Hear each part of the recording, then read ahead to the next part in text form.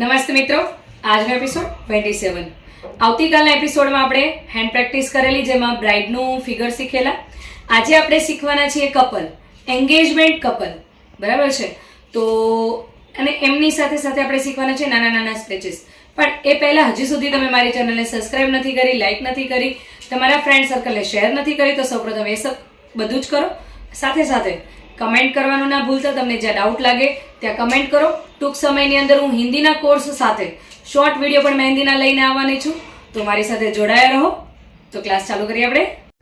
સૌપ્રથમ તો આપણે છોકરીનો ફેસ કરવાનો છે, તો આપણે ચાલુ કરી દીધું છે.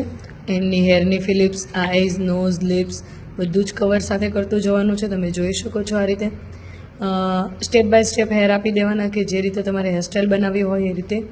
પછી એમનો હાથ, છોકરો પ્રપોઝ કરે છે અને છોકરી રેડી છે એ માટેનો જે પોઝ છે, આજે આપણે એ કવર કરવાના છીએ. તો તમે જોઈ શકો છો કે એ રીતનું છોકરી પોતાનો હાથ આગળ કરે છે.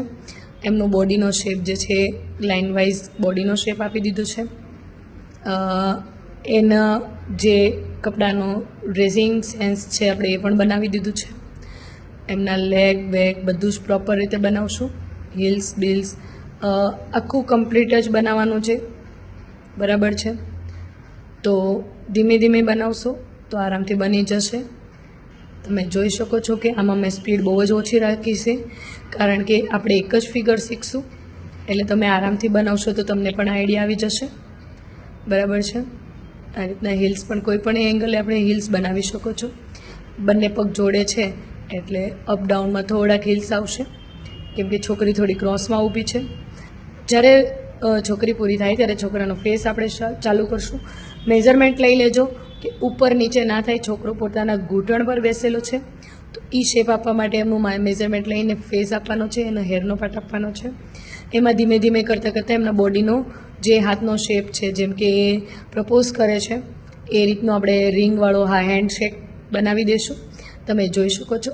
પછી ધીમે ધીમે કરતાં કરતાં આ રીતે આપણે એમનું બોડીનો પાર્ટ બનાવશું. તમે જોઈ લો, અગર એક સાઈડનો ભાગ જ દેખાશે, બિકોઝ કે એ ક્રોસમાં જ બેઠેલો છે ઘૂંટણ પર, તો એમનો ઘૂંટણનો પાર્ટ આપણે આપી દઈશું. એક પગ થોડોક ઉપર હોય છે, એક પગ ઘૂંટણ ઉપર હોય છે, તો એ રીતનો આપણે શેપ આપી દીધો છે. એમને પણ વ્યવસ્થિત બૂટ વગેરે પહેરાવીને આપણે કમ્પ્લીટ કરશું.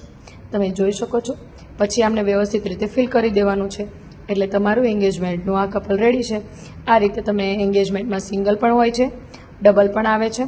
તમને જે રીતે મજા આવે એ રીતે તમે બનાવી શકો છો. એક હું નાનું અમથું બીજું પણ કપલ બનાવીને બતાવું છું, જે બેકમાં જ્યારે હાથ બનાવો છો ત્યારે સ્ટાર્ટિંગમાં તમે ઉપર બનાવો તો પણ સરસ લાગે છે. જ્યારે એન્ગેજમેન્ટનું જ્યારે હાથ બનાવો ત્યારે આ સ્ટાર્ટિંગમાં ઉપર બેલ્ટની અંદર તમે આ ફિગર એડ કરી શકો છો, કે બંને જણા બેક સાઈડમાં બેઠા હોય એવી રીતે તમે જોઈ શકો છો. બસ આ રીતે જ બનાવીને એમને પછી ફિલ કરી દો, બરાબર છે.